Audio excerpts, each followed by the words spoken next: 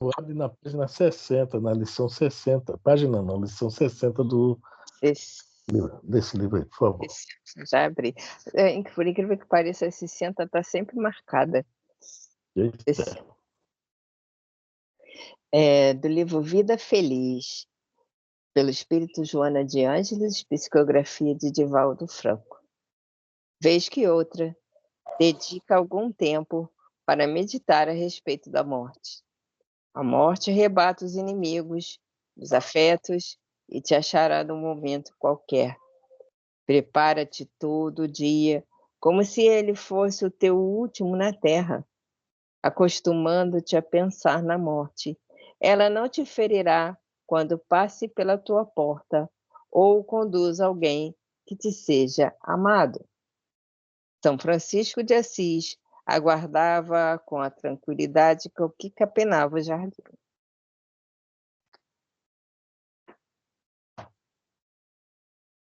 E assim, Senhor, manifestamos a nossa gratidão pela tua permissão de mais uma noite de estudos. Segundo a nossa irmã Joana de Ângeles, nós precisamos aprender a morrer para que venhamos a entender que a morte se faz necessária, tanto nominal quanto animal. Precisamos nos basear nisso. A morte se faz necessária. Devemos nos preparar para perder a própria vida, devemos nos preparar para perder a vida dos nossos amores e dos nossos animais. Que todos aqueles que deixam o corpo de carne possam ser amparados no plano espiritual. Ao retornarem, retornem realmente com aprendizado, com ensinamentos, com grandes melhoras. Senhor Jesus, negro e amado Mestre, te pedimos por todos aqueles que se encontram nos nossos livros de prece, em nossas mentes e em nossos corações. Muito especialmente para os nossos irmãos agora e a nós, nos dirigimos a Ti neste momento, as nossas ansiedades, as nossas fraquezas materiais e espirituais, os nossos sofrimentos internos, tudo isso. Estamos passando um planeta de provas e expiações, mas temos a certeza do Teu fortalecimento a todos nós, a fé e no crer. Que nossas mentes se ampliem para absorver o que estudaremos hoje, colocarmos em prática no nosso dia a dia, revelar a Tua doutrina a todos aqueles que tiverem vontade de conhecer. Que sejamos simples e humildes ao transmitir, sem arrogância, sem prepotência e com alguma sabedoria. Abençoe a todos nós já presentes, aqueles que ainda poderão chegar e aqueles que por qualquer motivo não poderão estar aqui, mas que sejamos todos nós abençoados por Ti, Jesus. Queremos sentir o calor dos Teus braços nos abraçando junto ao Teu peito. Fica conosco, Mestre amado, ajudando-nos, fortalecendo-nos, não só agora, mas por todo sempre. Que assim seja. E assim se faz.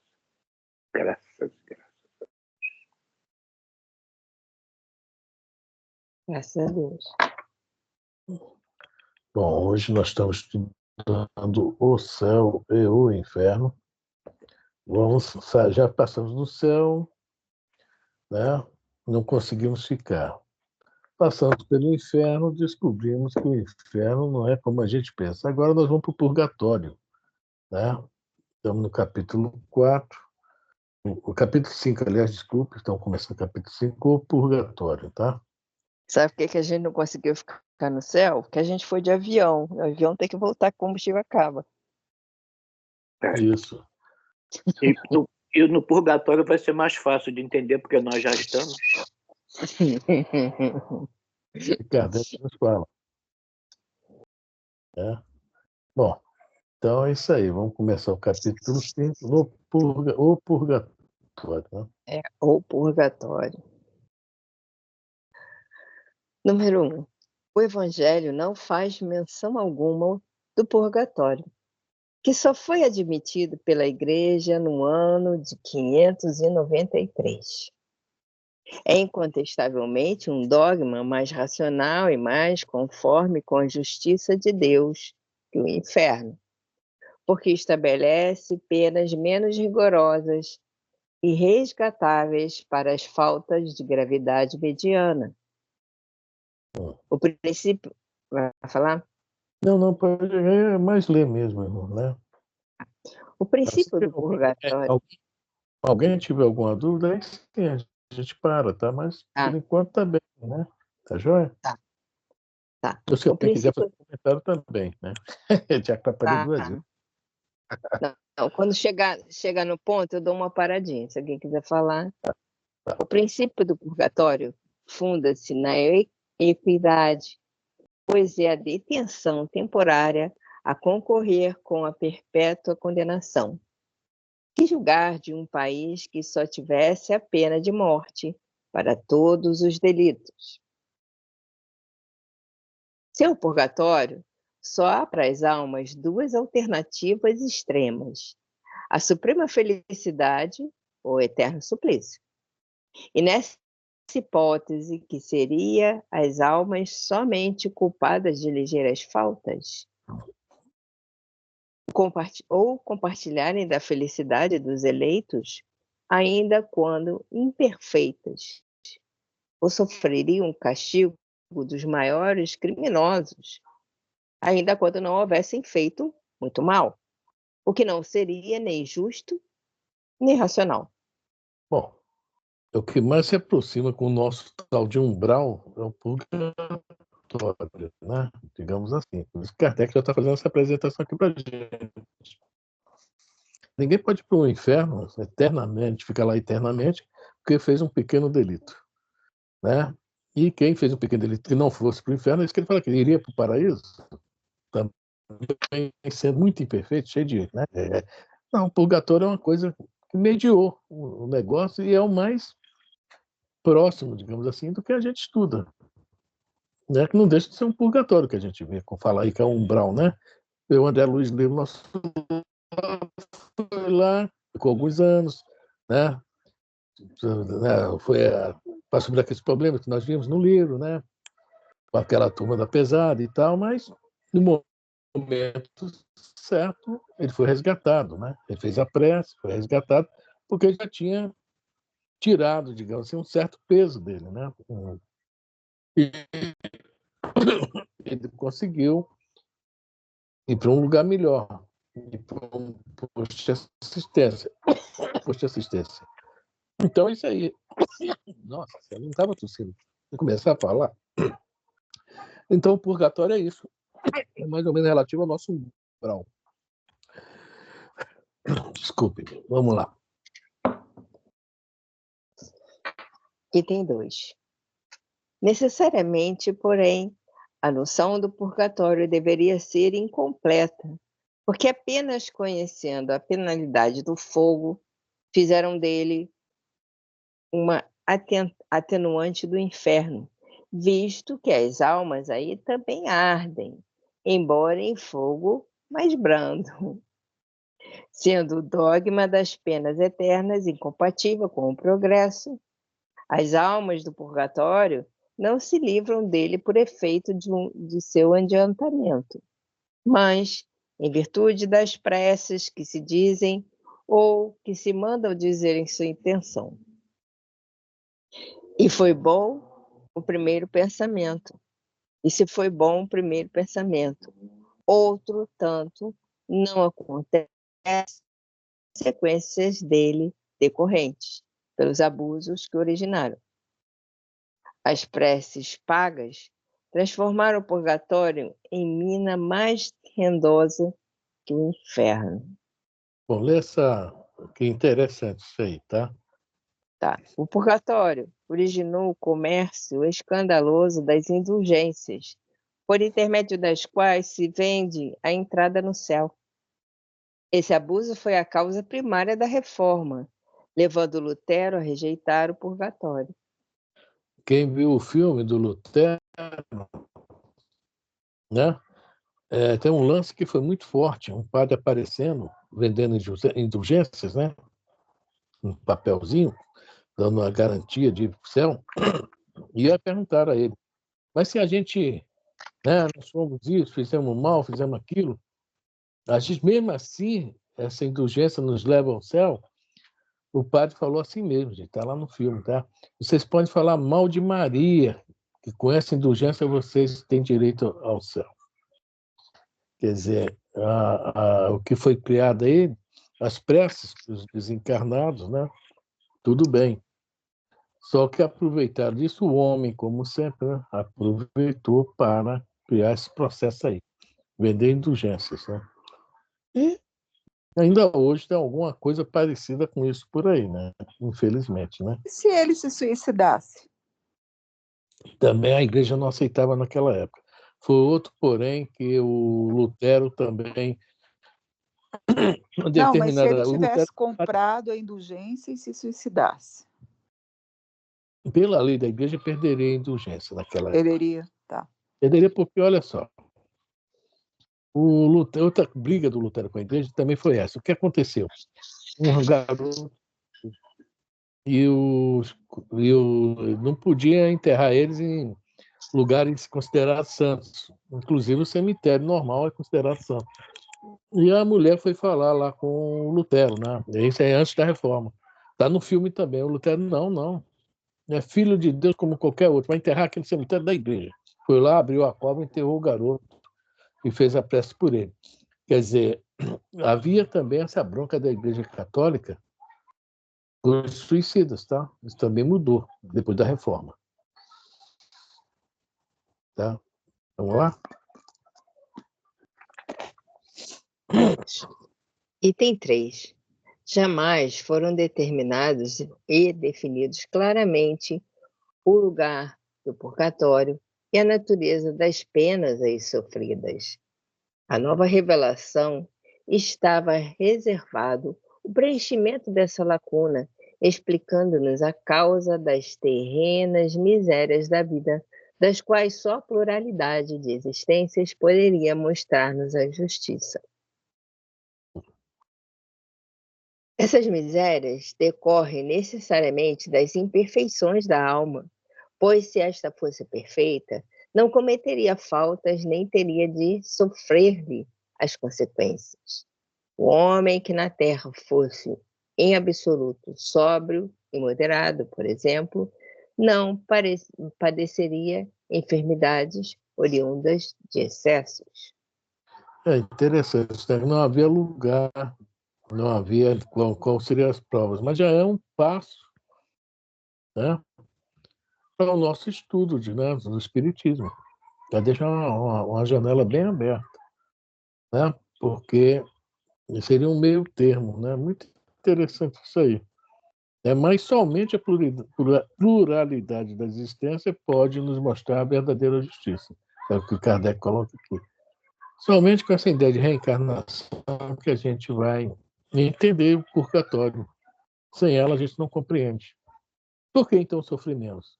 O delito foi menor, mas e daí? O que vai decorrer disso aí?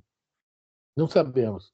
A doutrina espírita explica que para essa passada no umbral, digamos assim, esvaziar um pouco do peso, né, principalmente pelo espiritual, né, uma limpeza, para se preparar para a nova reencarnação, que poderá vir logo ou pode ser planejada, demorar mais um pouco. Quer dizer, o dogma da reencarnação nos explica o purgatório. Sem ele também fica muito complicado entender isso aí. Onde é, por quê, com as penas, por quê. Né? Alguém quer falar? Então vamos embora. O mais das vezes, ele é desgraçado por sua própria culpa. Porém, se é imperfeito, é porque já o era antes de vir à Terra, expiando não somente faltas atuais, mas faltas anteriores não resgatadas. Repara em uma vida de provações, o que a outrem fez sofrer em anterior existência.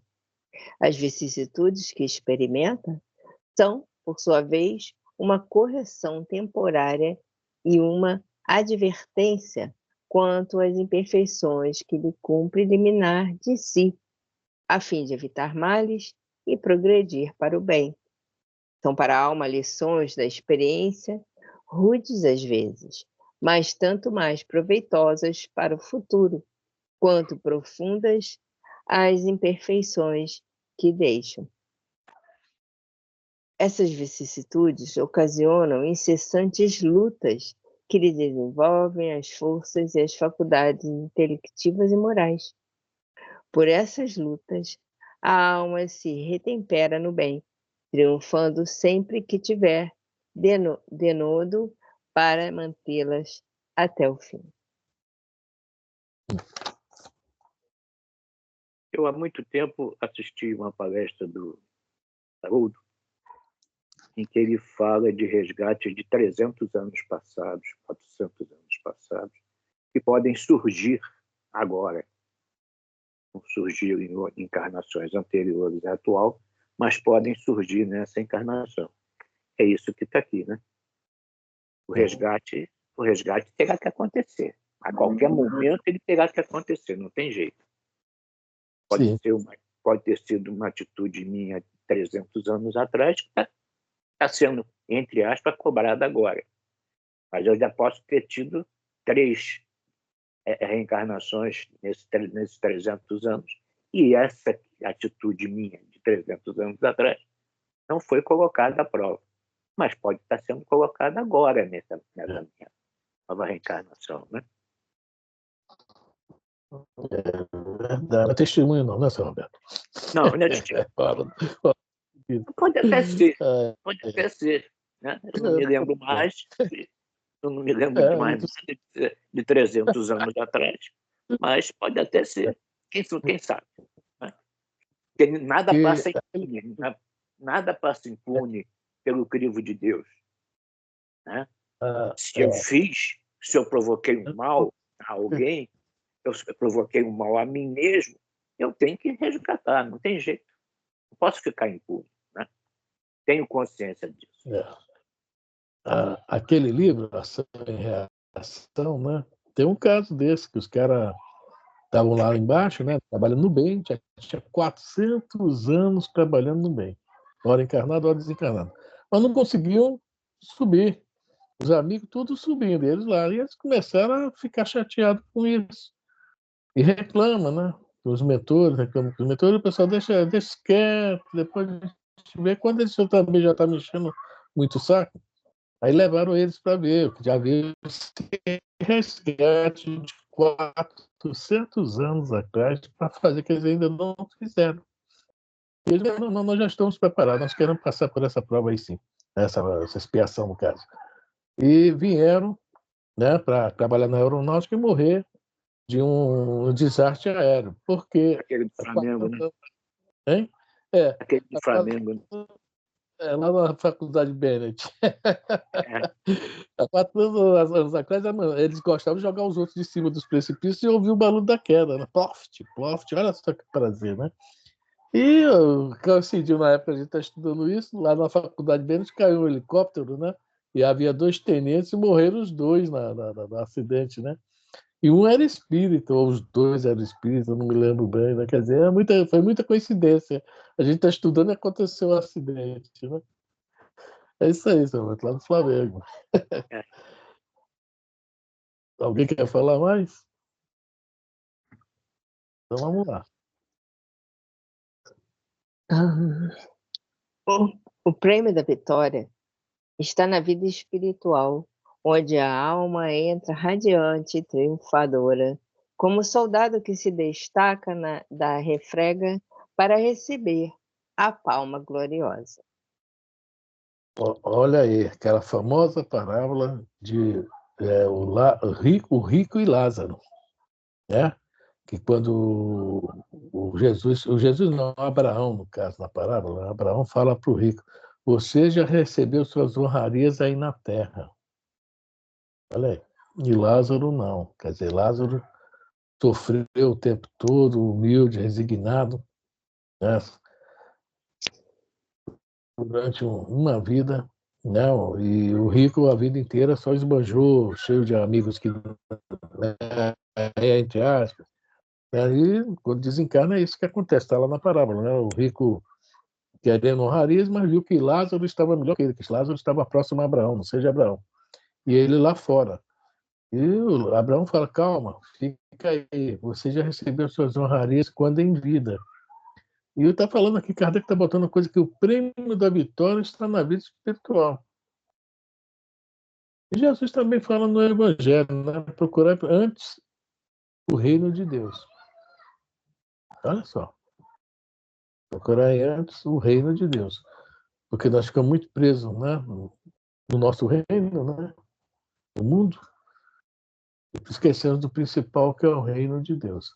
Então, o prêmio de uma vida, né, bem, entre aspas, vivida, né? Digamos assim, o prêmio é esse aí. É a palma da vitória do outro lado. E é o que Emmanuel sempre fala, é a coroa da vida, receber a coroa da vida. É o grande prêmio da gente. Então, nós temos que trabalhar muito aqui, encarnados. Quando desencarnar, está lá, receber um soldado que se destaca da refrega para receber a palma gloriosa. É muito interessante esse parágrafozinho aqui. Alguém quer comentar? Não? Elisa? 4. Em cada existência, uma ocasião se depara à alma para dar um passo avante. De sua vontade depende a maior ou menor extensão desse passo. Franquear muitos degraus ou ficar no mesmo ponto. Neste último caso, porque cedo ou tarde se impõe sempre o pagamento de suas dívidas, terá de recomeçar nova existência em condições ainda mais penosas, porque a uma nódoa não apagada ajunta outra nódoa. Ah, Não gostei muito disso, não, viu? a Fala. resposta, a resposta do prêmio da vitória. Né? Né? Uma nódoa não apagada, se não apagar a nódoa, não tem prêmio de vitória, não. Exatamente. Está lá em cima, está lá em cima. O prêmio da vitória está na vida espiritual. É. Se a gente tiver um bom comportamento aqui, nós vamos ser premiados quando chegar lá do outro lado, naquilo que merecermos. Então, está aí a resposta. Aquele parágrafozinho lá em cima. Vamos lá? Pois, nas sucessivas encarnações, que a alma se despoja das suas imperfeições, que se purga, em uma palavra, até que esteja bastante preparada, não, pura, para deixar os mundos de expiação pelos mundos felizes, e mais tarde estes para gozar da suprema felicidade. O purgatório não é, portanto, uma ideia vaga e incerta. É antes uma realidade material que vemos, tocamos e sentimos. Ele existe nos mundos de expiação como a Terra, onde os homens expiam o passado e o presente em proveito do futuro. Contrariamente, porém, a ideia que dele se faz depende de cada um prolongar ou abreviar a sua permanência, segundo o grau de adiantamento e pureza atingido pelo próprio esforço sobre si mesmo. O livramento se dá não por conclusão de tempo, nem por alheios méritos, mas pelo próprio mérito de cada um, consoante estas palavras do Cristo, a cada um, segundo suas obras, palavras que resumem integralmente a justiça de Deus. Depende de nós, né? Tem uma música, né? Depende de nós. Nananana. Então é isso aí. Nós podemos abreviar nossa caminhada. O problema é nós, os normais. Né? Conseguimos isso. Né? Os normais. Normais, de pequena dificuldade de querer se adiantar, de subir vários degraus numa vida só, né? Prefere dar uma estacionada, não olhar lá para trás, ficar por ali, para depois tentar, no último momento, tentar pular um degrau acima. Né? Aí já não dá mais tempo. Infelizmente, né? Mas a cada um segundo as suas obras. Então nós temos que trabalhar mais em nós, né? Esses pequenos detalhes, e tentar cada vez mais, né? Nos aproximar do degrau de cima. Toda hora chegar um degrau, não parar, tentar ir para o outro, para o outro. E quando a gente acostumar também, nós vamos tomar gosto no negócio, vai ser mais rápido, sabia? O problema é se desabrochar. É aquela questão da consciência que a Joana de Ângeles fala, né? Nós já estamos no desperto, né? Tem aquela sono sem sonhos, sono com sonhos, desperto. A outra eu não me lembro, depois vem a consciência cósmica, né? Desperto com não sei o que a outra, e depois vem a consciência cósmica. Nós devemos estar no desperto. Já estamos acordados, já não estamos sonhando, já sabemos que é a realidade. E tem muito a ver com isso aí. Nós já sabemos o que fazer para nos adiantar, para avançar. Não é tão difícil mais, não. Vontade, né? Esforço, disposição. Alguém fala alguma coisa? Vamos embora. Aquele, pois, item 5, aquele, pois, que sofre nesta vida, pode dizer-se que é porque não se purificou suficientemente em sua existência anterior, devendo, se o não fizer nesta, sofrer ainda a seguinte. Isso é, ao mesmo tempo, equitativo e lógico. Sendo o sofrimento inerente à imperfeição, tanto mais tempo se sofre, quanto mais imperfeito se for. Da mesma forma, porque tanto mais tempo persistirá uma enfermidade, quanto maior a demora em tratá-la. Assim é que, enquanto o homem for orgulhoso, sofrerá as consequências do orgulho, enquanto egoísta, as do egoísmo.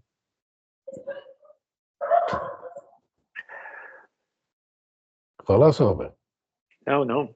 Estou só suspirando fundo da grande verdade.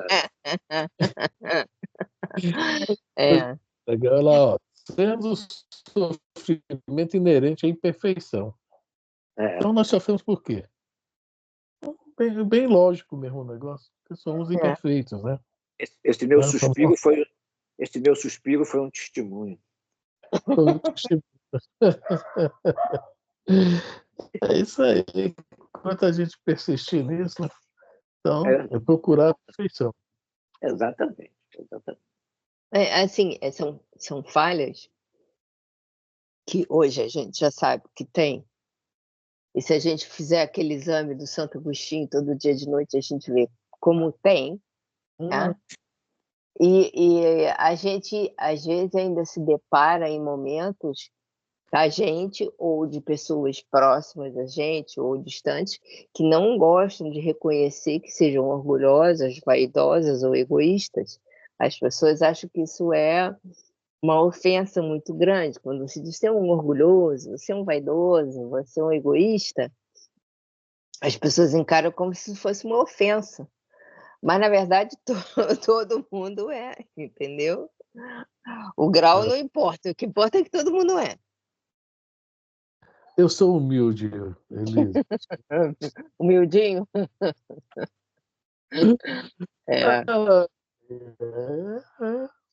Ninguém quer ser egoísta, ninguém quer ser orgulhoso, né? Todo mundo é perfeito. Como deu uma cara de coisa, Elisa, hein? Nosso departamento de marketing próprio É perfeito. É impressionante, né? É. O Nossa, merchandising é muito maior. O merchandising é a apresentação do produto. O marketing É. é o do produto falado. O merchandising é o produto demonstrado. Né? E nós demonstramos o nosso produto, realmente. Então, o nosso é o marketing mesmo, Roberto. Nós nos achamos um marketing, é só falado. Demonstrado. Demonstrado. é. É o merchandising. É isso Não, e mesmo. assim, você vê que se a pessoa se parar assim, para entender realmente o que a gente está querendo dizer, a gente não está querendo ofender ninguém, a gente está falando da nossa realidade, do nosso ser, Exatamente. das nossas atitudes e tal, entendeu? Se a pessoa parar para pensar realmente, ela vai começar a ver nas atitudes dela as falhas, aonde ela se torna mais egoísta, onde ela se torna mais orgulhosa, onde ela é mais vaidosa, entendeu? É fácil de achar, mas as pessoas encaram isso como uma ofensa grave, entendeu? Outra ofensa, né, Elise? Quer dizer, é dentro da doutrina, quando a gente fala que nós somos ignorantes. Pronto. É. É, Fala para a pessoa que ignorar é não ser, não ter conhecimento das coisas. Não Não é conheço. que a gente seja burra, entendeu? Não é que nos falte conhecimento, é que tem coisas que a gente ignora, não é? Então Muito, nós somos ignorantes. né? O Sócrates foi bem claro, só sei que nada sei. Mas É, se o Sócrates se acha, está, imagina nós. Né? quem é que sabe de tudo? Quem é que sabe de tudo? Entre nós. quando você diz assim, você é um ignorante, a pessoa não leva o lado da ignorância do fato, leva para o lado de ser bruto, É. estúpido. Né? É. Aí leva sempre para esse lado, que a Sim, ignorância, ele acha que é uma estupidez. Não, a é. ignorância é isso que você acabou de explicar. Ignorância dos fatos. A gente ignora os fatos. Pô, olha só, as pessoas passam pela vida, apesar de muitos terem feito catecismo, não sei o que lá, na igreja bíblica, não sei o quê, ignorando as leis de Deus. Não é Exatamente. ignorar? É Isso um não é ser ignorante. ignorante? É. A lei está lá, está escrita na consciência, mas às vezes a gente precisa de alguém que catuque a gente e mostre, e às vezes mostram para a gente e a gente continua ignorando. Exatamente. A gente faz cara de paisagem até, né? É, Porque cumprir as leis de Deus é loucura no exatamente. mundo que a gente vive.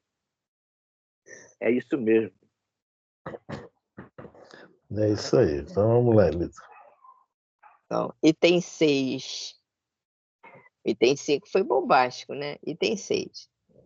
Devido às suas imperfeições, o espírito culpado sofre primeiro na vida espiritual, sendo-lhe depois facultada a vida corporal como meio de reparação. Olha É só, por isso. só isso aí. Preste bem atenção. Primeiro sofre na vida espiritual. O indivíduo, assim, tipo a gente, nós não aprendemos a sofrer na vida corporal também. É uma sequência. E por que a gente não melhora? Porque nós somos ignorantes. Né?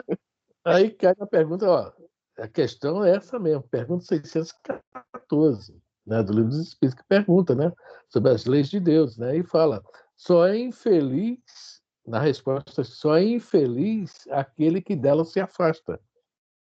Então, nós nos afastamos o tempo todo e queremos ser felizes. Aí lá em cima está escrito, o sofrimento é inerente à imperfeição. A Então, gente sofre na vida espiritual porque é passado um filme para nós daquilo que nós praticamos. Encarnou, você tem que resgatar aquilo que você viu lá, só que você não lembra. É, Né? é tipo o exame de consciência que a gente não faz todo dia, só que com filme. É Exatamente. muito pior, que tem cenas, Lá, entendeu? lá é que foi inventado, lá é que foi descoberto como é que se diz? O filminho do passado, aquele disco de metal foi colocado no aparelho e mostrou a nossa vida toda. É. Foi lá. no livro Entre a Terra e o Céu, que fala sobre a Antonina, né, que é uma das personagens principais do livro. Ela fizeram que ela foi a famosa loura Iberruri, negócio, uma famosa, existiu, tá? É realidade. Uma famosa cantora boêmia, de cabaré, né, lá do Paraguai. E que durante a Guerra do Paraguai ela socorreu muita gente, muitas pessoas feridas, muitos órfãos. Então, ela teve um papel muito importante na, na Guerra do Paraguai, apesar da situação dela lá, né, não ser muito moralmente, né? E ela foi fazer agora na vida aqui no Brasil, né, como Antonina, as regressões de memória. E essa questão de regressão de memória aí, que a gente vê a vidinha da gente, é muito interessante, que a dona Laura, ela leu 300 na vida dela. Estão lembrados lá em nosso lar? Isso mesmo. Né? Ela sentiu, olha só, a dona Laura fala o quê? Porque ela já era um espírito mais desperto. Ela fala, temos muito débitos, tá? Principalmente com a pátria, que deve ter sido ou político não tinha na época, devia ser da realeza, digamos assim, alguém da realeza, duquesa, condessa, alguma coisa muito forte, que fez débitos também com a pátria. E sentiu, ela leu. A Antonina, a primeira regressão de memória que ela fez, ela viu, também sentiu. Mas como a primeira regressão não funcionou 100% como deveria fizeram a segunda. A segunda, ela volta a ser Antonina. Olha, gente, eu não quero regressão de memória mostrando quem eu era lá, sendo eu de novo, tá entendendo? Não, os caras só nem ver, eu quero só ler. Igual a dona Laura. Porque a gente. Hein? Não sei se você vai ter esse privilégio, não. Não, que você vendo, você sendo, entre aspas, voltando a ser aquela personalidade que você foi em outra vida, você está sentindo tudo aquilo. Se for medo é medo, se for ódio é ódio. É um problema sério. É muito diferente de ler, de ver, o sentir. Olha só. É um negócio meio. Mas ela já estava muito fortalecida, por isso que ela resistiu e continuou numa faixa vibratória excelente. Quem lê o livro, Entre a Terra e o Céu, né? Em breve nós estudaremos, não sei quando, mas em breve. Acho que é o 8º ou 9º lá da série, né? Lá na frente. Tem um monte na fila aí. Mas vamos lá. É por isso que ele se acha nessa nova existência, quer com as pessoas a quem ofendeu, quer com meios análogos àqueles em que praticou o mal, quer ainda em situações opostas à sua vida precedente, como, por exemplo, na miséria, se foi mal rico, humilhado, se orgulhoso. A expiação no mundo dos espíritos e na Terra não constitui duplo castigo para o espírito, porém, um complemento, um desabrochamento do trabalho efetivo a facilitar o progresso. Do espírito depende aproveitá-lo. E não lhe será preferível voltar à Terra com possibilidades de alcançar o céu, a ser condenado sem remissão, deixando-a definitivamente? A concessão dessa liberdade é uma prova da sabedoria, da bondade e da justiça de Deus, que quer que o homem tudo deva aos seus esforços e seja o obreiro do seu futuro. Quem feliz por mais ou menos tempo, não se queixe senão de si mesmo, pois que a rota do progresso lhe está sempre franca. Legal, né? Isso aqui, né? Isso aí, né? Tá aberto o caminho. É aberto. O caminho tá aberto. Não tem porteira, não tem mata-burro, não tem cerca. É uma reta. Agora nós gostamos de quê? De dar volta. É isso? Procurar o atalho. A gente gosta de cortar caminho. Nós já Um atalho, né? nós já partimos para aquela consciência que vamos encontrar uma barreira à frente, mas já estamos nos preparando para poder dar a volta daquela barreira. Então, não tem porteira, não tem isso tudo que você falou, mas a gente sempre tem que dar a volta. Né? A gente acha que vai encontrar dificuldade. É a falta da fé, do crer. Porque se nós tivéssemos consciência do nosso comportamento, né, nós veríamos que não existe obstáculo. O obstáculo foi criado por nós e nós temos que nos desvencilhar dele. Nós criamos, é isso aí. Então, ele está falando aqui, na concessão dessa liberdade é uma prova da sabedoria e da vontade de Deus. E justiça, da justiça de Deus. É tudo isso aí. Bom, Isso nós estamos lembra aqui. Isso lembra um pouco. Sabe aquele desenho que vem muito na internet? O cara está carregando a cruz dele, e aí ele acha que está muito pesada, aí ele resolve cortar pedaços. Mais à frente, ele vê que tem uma falha no terreno que ele tem que passar. E as pessoas estão usando a cruz para atravessar de um lado para o outro. E ele cortou a cruz dele. E a cruz não dá para ele atravessar. Então, acho que a gente vai fazendo isso, entendeu? A gente quer fazer a cruz ficar leve e a gente vai cortando a cruz, né? Exatamente. Jesus fala, e pegue sua cruz e carregue, ou seja, a cruz do próximo não serve, só serve a nossa, né? Então, assim, aquele que pessoa... quiser vir após mim, pegue a sua cruz e siga-me, né? Aí no meio tem aquele que renuncia a si mesmo, pegue sua cruz e carrega, né? E me siga. Eu renuncio a si mesmo, é que é fogo. Renunciar a si mesmo.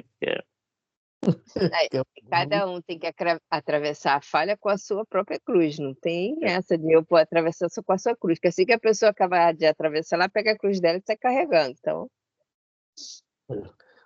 que a cruz faz parte da caminhada, né, Lisa?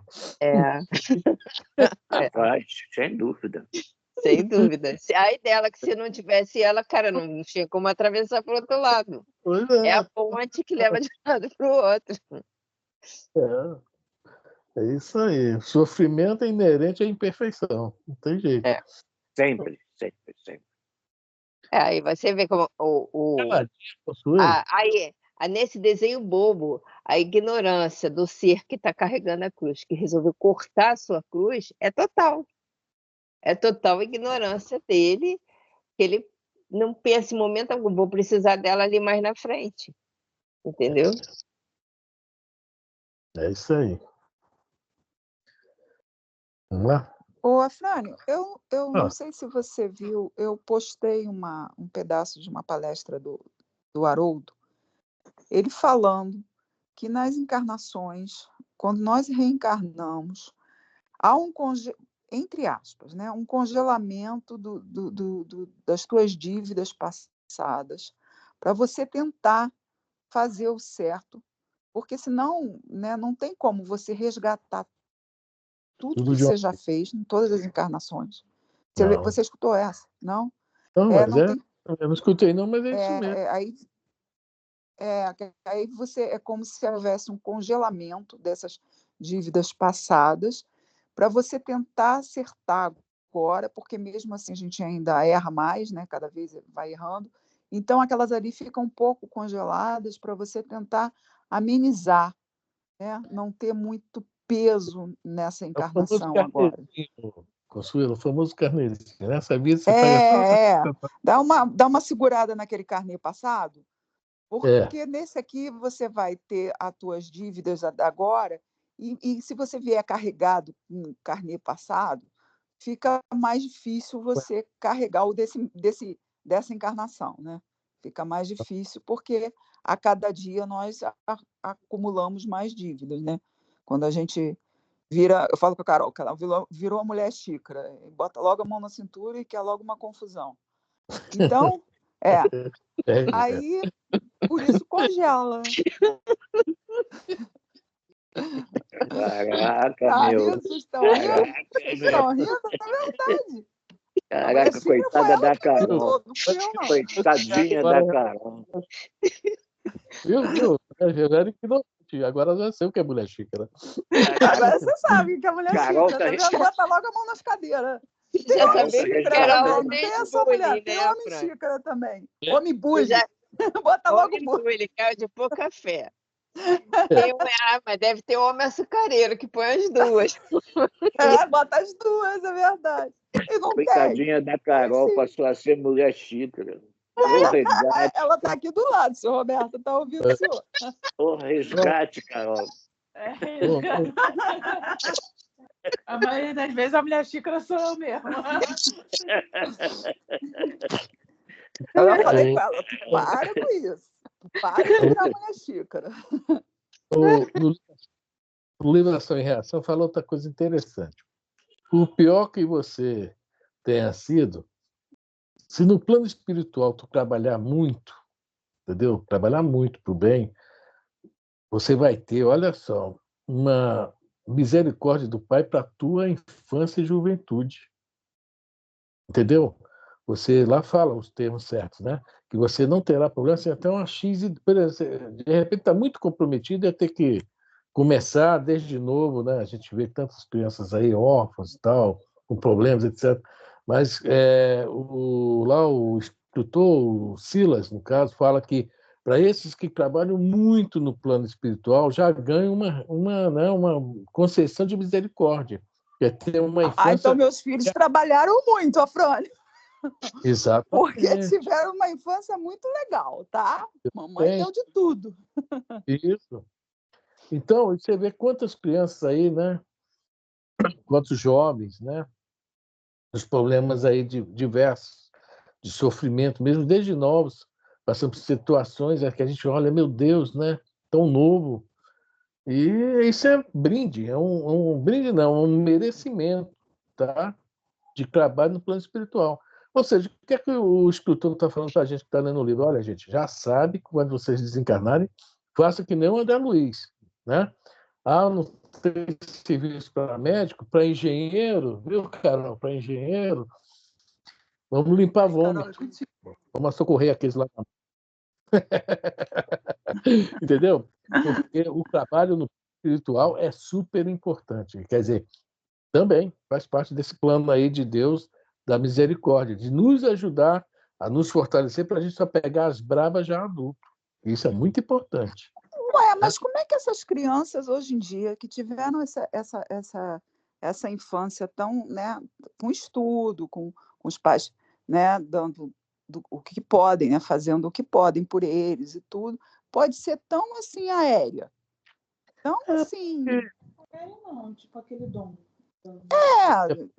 É o espírito, é o espírito. Foi dado e se tanta coisa. vira um traficante e teve de tudo quando era criança?